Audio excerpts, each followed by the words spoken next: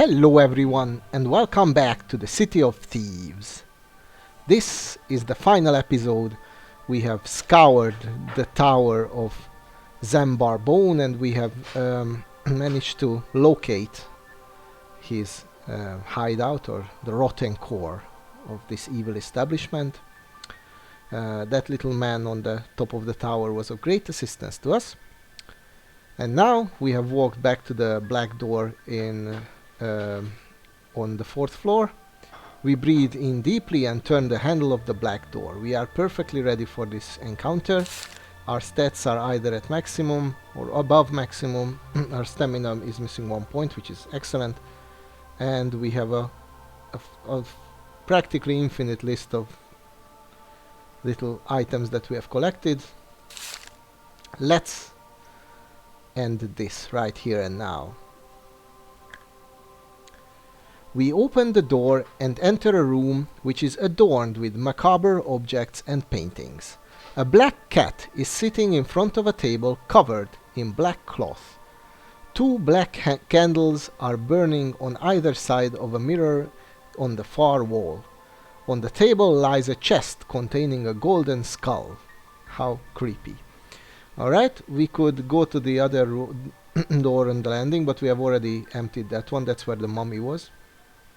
Or we could climb back up the tower again, which we have already visited. So the only option we have here is to walk over to the chest. Let's see how that goes.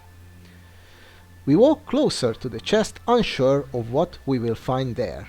And we are wearing the ring of the golden eye. If you recall that we found this supposedly rare magical item in the sarcophagus of the mummy. A voice in our mind tells us that the chest is an illusion and does not exist. Also, we see that the black cat is not what we thought it was. Before us stands a black-robed skeleton with green translucent eyes, wearing a golden crown on its skull. Zambar Bone. Before we have time to notch our arrow, you know, the silver arrow that we need to shoot into its heart if we want to at least have a chance against it, and paralyze it with it. The Night Prince pulls 3 teeth from his mouth and throws them on the floor. They explode in puffs of smoke, and out of them step 3 skeletons armed with swords. Right? Here they are. They're still smoking hot, I guess. I don't think they're very formidable, but there's 3 of them. Let's dispatch of these skeletons real quick. Before Zambar Bone can come up with a better idea to stop us. Okay, the first skeleton is a pushover with a skill level of 6. It stands no chance against us. I don't think it will hit us, and as I say this, of course it hits us. I always curse myself in this way, but it should not land another blow at least. And it doesn't. The first skeleton is down. The second skeleton is a bit more skilled, but not by much. We still outskill it by 5 points, so it should be an uneven fight, and it is. And the third and final skeleton is also pathetic. I think it's the weakest of them all. And now it's, well, I was about to say it's dead, but it was already dead before. It's defeated. We have defeated all 3 of the Night Prince's minions.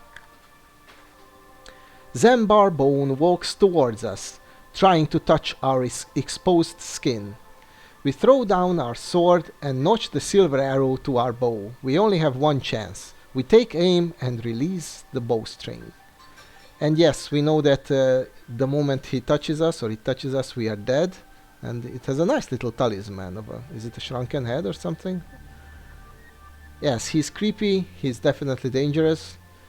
Even his teeth could have, you know, killed an ordinary human.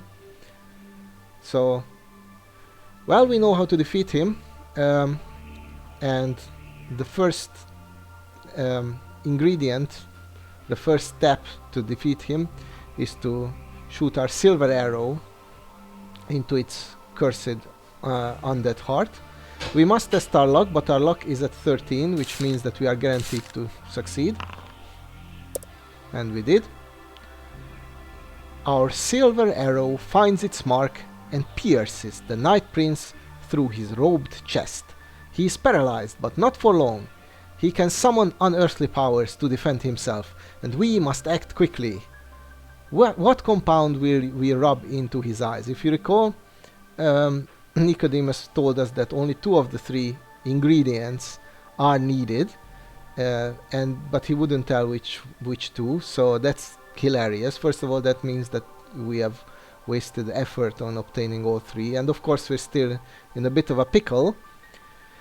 So the 3 out of which we have to choose are the hag's hair, the black pearls, and the lotus flower. And we have no indication, no assistance, no help whatsoever. We've uncovered no secret note or no nothing to help us in this decision. But I'll tell you something, I'm 100% certain that lotus flower is one of the ingredients, because that's a white flower of purity and life. So I'm definitely not choosing the first option, which excludes the lotus flower. And out of the other 2 options, we can either choose the black pearls or the hag's hair.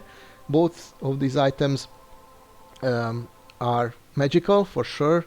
They're both kind of creepy or weird. So, well, I guess hag's hair is the more elusive one and the rarer one. The black pearls, we found 6 of them on the pirate, if you recall, in the pirate's pouch. So I guess that's not that rare or not that valuable. So I'm going to go with the hag's hair, and let's see if that works out or if we're dead at the gates of victory. Do we succeed or do we perish? Congratulations! You have defeated, or we have defeated, Zambar Bone, the infamous Night Prince.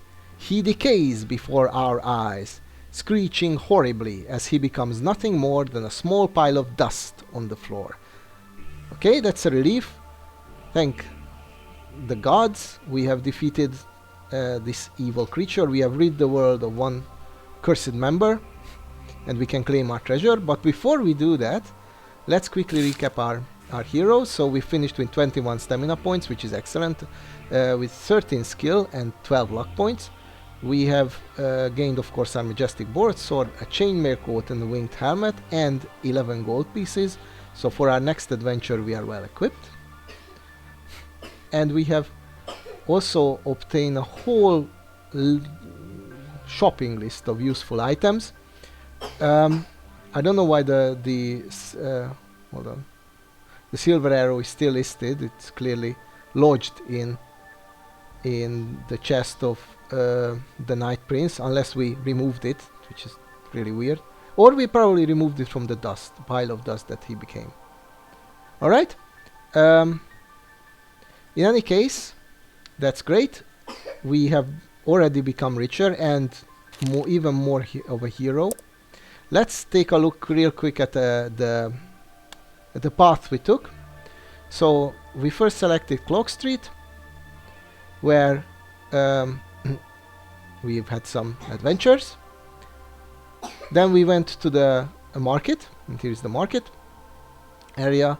We found Nicodemus's hut, which was not very well hidden, by the way, and he lives under Singing Bridge above a stinking river. That's still creepy. I mean, I understand he's a recluse, but I think he's overdoing it a bit.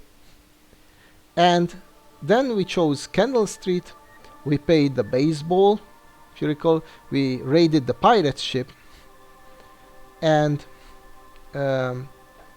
afterwards we went to Cloak Street, met the silversmith, and we went down, descended the sewers into the sewers on Stable Street, where we got the hag's hair, which was excellent. We found we've saved that man from the robbers who invited us for a drink. At the stable we bought our chainmail coat, and later on we managed to get from the public gardens we got the lotus flower, and after defeating the 2 troll guards we escaped from the city by the help of that nice old Thatcher. Afterwards we went to this tower of the Night Prince, cleared it out. As you can see, we have literally seen all the encounters or all the rooms here. And now we're done. Alright, let's see what our reward is. Let's turn to 400. We leave Zambar Bone's Black Tower as quickly as we can, not wishing to spend another moment in this infernal place. Right, that's a good idea. Before leaving, however, we set it alight so that no evil entity may ever again use it for foul deeds. That's also a good idea. We sleep the rest of the night and long into the morning in a hayfield before setting off for Silverton in the afternoon. Battle-weary and hungry, we arrive in Silverton the same evening. We are given a hero's welcome, and gift after gift is bestowed upon us. A feast is arranged, and there is laughter, music and drinking in all the streets. Finally, Owen Caraliff makes a speech and presents us with a gold orb worth hundreds of gold pieces. The people of Silverton are joyous once again. Alright, we received the hero's welcome, we received our reward. I don't know if this gold orb was worth it, worth all our troubles. I don't think we did it for riches, but we have accomplished a heroic deed indeed, and a heroic act, and we can now lay our head to rest, knowing that not only have we saved this nice little town from this evil creature, but we also rid the whole world of it. And we also, as a side note, we have cleared out the City of Thieves just a little bit. We made the world a better place somewhat. I think this turned out great. I call this a 100% success. And it's time to leave this whole area in the knowledge that we have been heroic once again.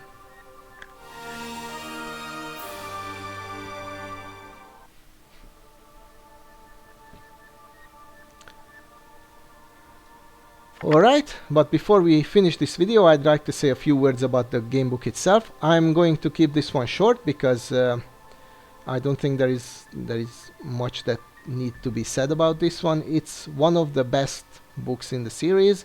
It is considered by many to be the best book in the series. I don't think that, but it's definitely a great example of how a fighting fantasy gamebook, how good a fighting fantasy gamebook can get. The background story is interesting, it's excellent. The city itself is absolutely wonderfully described or depicted. It has a lot of ne'er-do-wells and really interesting characters all over the place. It's not as creepy as some of the other game books. On the other hand, it's still quite tense and you can feel the pressure.